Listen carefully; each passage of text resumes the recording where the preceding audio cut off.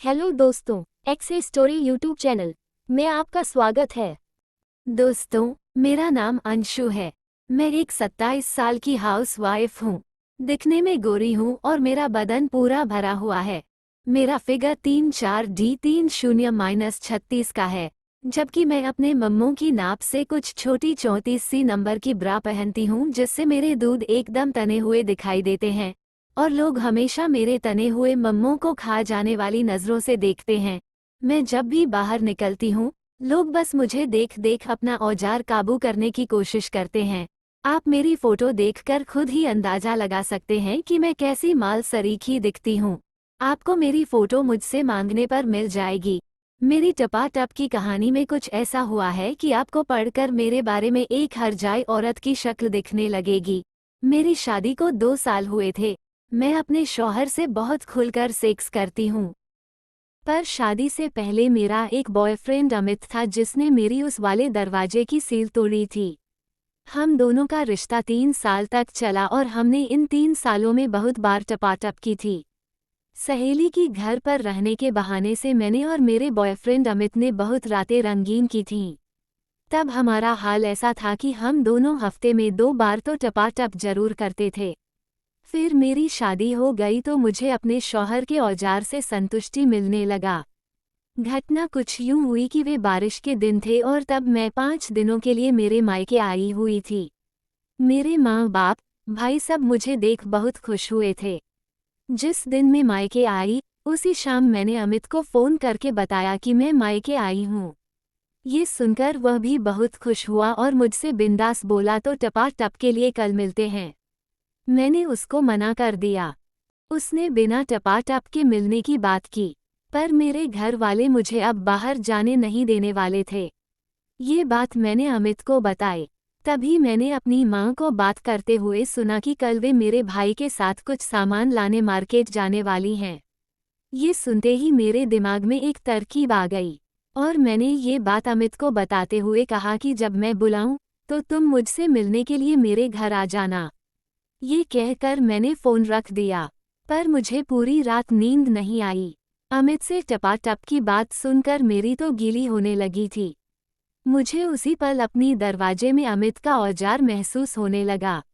ऐसे ही उसमें उंगली करते हुए रात निकल गई। मेरे पापा सुबह अपने काम से चले गए।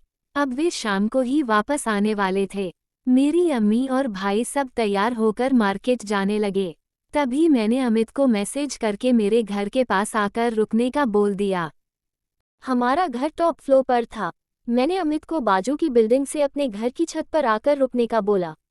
बाजू वाली बिल्डिंग में छत तक जाने का सीढ़ी बाहर से ही बना था और वह दिन में खुला ही रहता था। जैसे ही मेरे भाई और मम्मी मार्केट के लिए निकले, मैं झट से सीढ़ी से छत पर जाने वाला दरवाजा खोलकर छत पर आ गई। मैंने ऊपर अपने भाई और माँ को ऊपर से देखा तो वे दोनों बाइक से निकलते हुए दिखाई दिए। अब मैं जैसे ही पीछे मुड़ी तो मैंने अमित को देखा।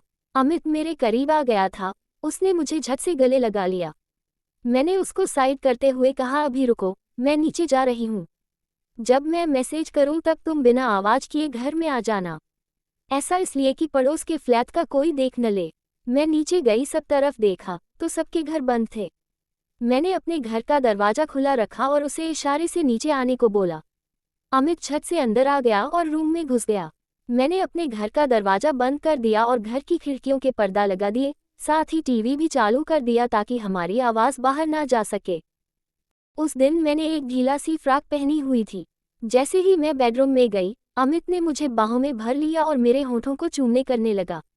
मैंने उसको मना किया कि हम सिर्फ बात करने मिले हैं, ये सब करने के लिए नहीं। पर वह मुझे कैसे गर्म करना है बहुत अच्छे से जानता था। उसने मेरी बात को नहीं माना और मुझे चूमने लगा। शादी से पहले अमित जब भी मुझे किस करता था तो हमेशा मेरे टॉप के अंदर हाथ डालकर मेरी ब्रा का हुक खोल देता था, जिससे मेरे मम्मे खुल जाते थे और वह मेरे नंगे मम्मों को मसल देता था। इससे मैं भी गर्म होकर उसको किस करने लगती थी और हमारी किस लंबी चलती थी। इस बार भी अमित ने ऐसा ही किया। उसने मुझे किस करते हुए मेरे फ्रॉक में पीछे से हाथ डालकर मेरी ब्रा खोल दी। अमित से किस करते करते मैं बहकने लगी और अमित ने मेरा फ्रॉक उतार दिया। मेरी खुली ब्रा में आधे छुपे मम्मे बाहर निकलने के लिए नाचने लगे। अमित ने ऐसे ही मुझे गोद में उठाकर बैग पर लिटा दिया। और मेरी ब्रा को उतार कर अलग कर दिया। वह मेरे मम्मों पर टूट पड़ा और बारी बारी से मेरे रस भरे मम्मों को चूसने लगा। कुछ ही पलों में उसने मेरे दोनों दूध लाल कर दिए। फिर वह मम्मों से हटकर धीरे धीरे नीचे आने लगा। उसने एक ही बार में मेरी नीचे के ब्लूमर व पैंटी दोनों को एक साथ उतार दी। मैंने भी फुल मूड में आकर उसको बेड के नीचे बिठा दिया और दीवार का सहारा लेकर ऐसे खड़ी हो गई कि मेरी योनी उसके मुंह के सामने आ जाए। अमित ने भी मेरी योनी को अपनी मुंह में भर लिया और वह मेरी योनी चाटने लगा। हमारी पोजीशन ऐसी थी जैसे लड़की लड़के के औजार पे बैठ जाती है। अमित ने बहुत देर तक मेरी योनी चाटी और मैं उसके मुंह में ही झड़ गई। उसने मेरी योनी का सारा पानी पी लिया। फिर वह कुर्सी पर बैठ गया और मैं नीचे बैठकर उसका औजार चूसने लगी। मैंने उसका औजार चूस चूस कर उससे पानी निकाल दी और सारा रस पी गई। अब अमित और मैं वापस बेड पर आ गए और हम दोनों एक दूसरे को किस करने लगे। उसे किस करते करते मैं उसका औजार हिलाने लगी और वह मेरी योनी हाथों से रगड़ने लगा। इससे हम दोनों फिर से गर्म होने लगे और जल्द ही मेरी योनी गीली हो गई। उसका औजार भी कड़क हो गया। अमित ने मेरे पैर खोल दिए और मेरे पैरों के बीच में आकर अपने औजार को मेरी योनी पर रख दिया। मैंने उसकी आंखों में देखा तो एक्स बॉयफ्रेंड सेक्स के लिए तैयार था, मैं भी तैयार थी। उसने एक ही झटके में अपना पूरा औजार मेरी योनी में घुसा दिया।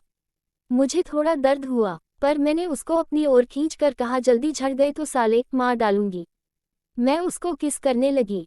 बाकी कहानी अगले पार्ट में है जिसका लिंक डिस्क्रिप्शन में है।